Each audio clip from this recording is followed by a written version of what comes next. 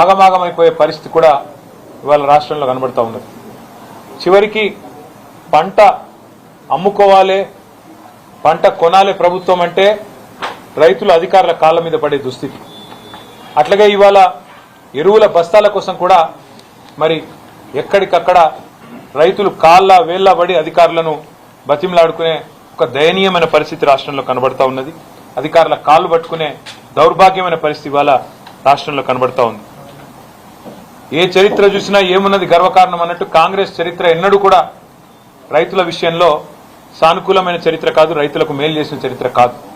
ఇవాళ కూడా మళ్ళీ ఒకసారి ఆనాటి రోజులు తెస్తాము అనేదైతే మాట ఇచ్చిందో కాంగ్రెస్ పార్టీ, దానికి అనుగుణంగానే మరి ఆనాడు ఏవైతే అర్ధరాత్రి బాయికాడ వండుకునే దుస్థితి ఉండెనో ఇలా మళ్ళొక్కసారి చివరికి ఒక మహిళా రైతు ఎరువుల దుకాణం కాడ అక్కడ తెల్లారగట్టనే పోయి పండుకునే దుస్థితి, దుకాణం ముంగట వండుకునే దుస్థితి కూడా ఇలా తెలంగాణలో కాంగ్రెస్ ప్రభుత్వ గొప్పతనం మూలన కనబడతా ఉన్నది.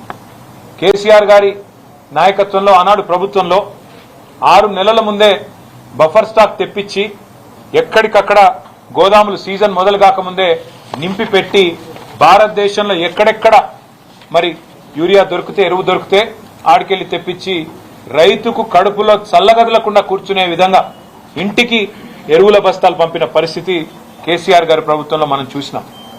4 లక్షల మెట్రిక్ టన్నుల గోదాముల సామర్థ్యం ఉంటే మేము బాధ్యతలు చేపట్టినాడు రైతుకు మేలు జరగాలన్న ఉద్దేశంతో 24 లక్షల మెట్రిక్ టన్నుల సామర్థ్యానికి సంవత్సరంన్నరలోనే తీసుకొని పోయిన ఘనత కూడా కేసీఆర్ గారి ప్రభుత్వానికి.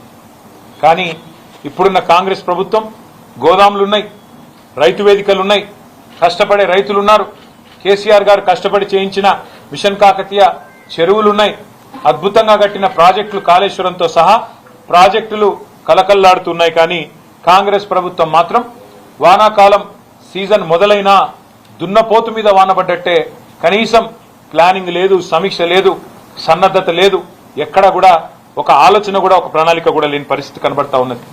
ఒక ప్రణాళిక రాహిత్యం, అనుభవ రాహిత్యం, పరిపాలనా చాతగాంతనం, అదేవిధంగా ఇతర అంశాల మీద దృష్టి పెట్టడం వల్ల ఇవాళ రాష్ట్రంలో రైతులు అవస్థ పడతా ఉన్నారు, ఇబ్బంది పడతా ఉన్నారు. ఒక్కటంటే ఒక్కరోజు కూడా ముఖ్యమంత్రి గారు వ్యవసాయానికి సంబంధించిన సమీక్ష చేయలేదు.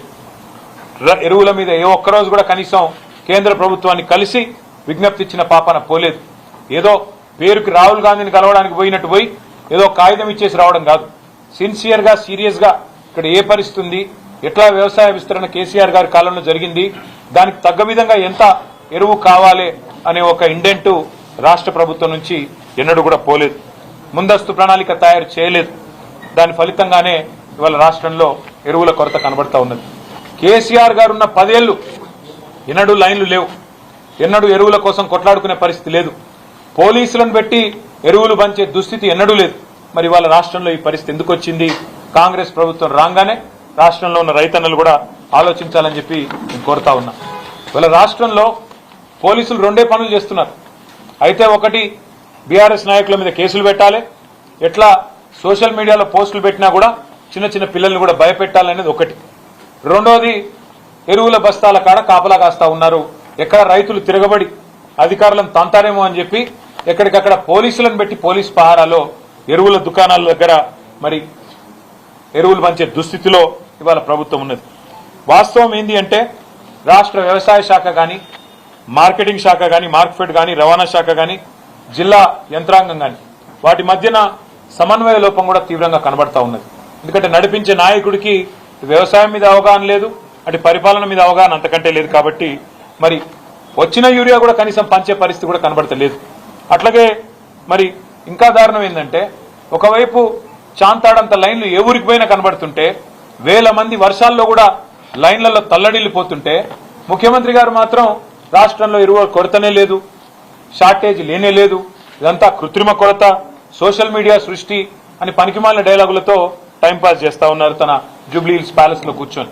క్షేత్రంలోకి వస్తే తెలుస్తుంది, ఊర్లు తిరిగితే, సొసైటీల కాడికి పోతే, రైతులను కలిస్తే, దమ్ముంటే ఒక్కొక్క ముఖ్యమంత్రి గాని, ఒక మంత్రి గారు గాని రైతుల కాడికి పోతే వాళ్ళ పరిస్థితి ఏందో, వాళ్ళ బాధ ఏందో తెలుస్తుంది. నేను అభినందిస్తా ఉన్నా మా బీఆర్ఎస్ పార్టీ నాయకత్వం. చాలా చోట్ల వాళ్ళ క్షేత్రస్థాయిలో రైతులకు అండగా నిలబడుతున్నారు, ఎక్కడికక్కడ ధర్నాలు చేస్తున్నారు.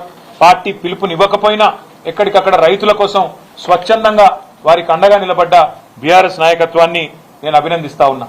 ఊరూరా రైతులు ఆధార్ కార్డులు పెట్టి వాటి మీద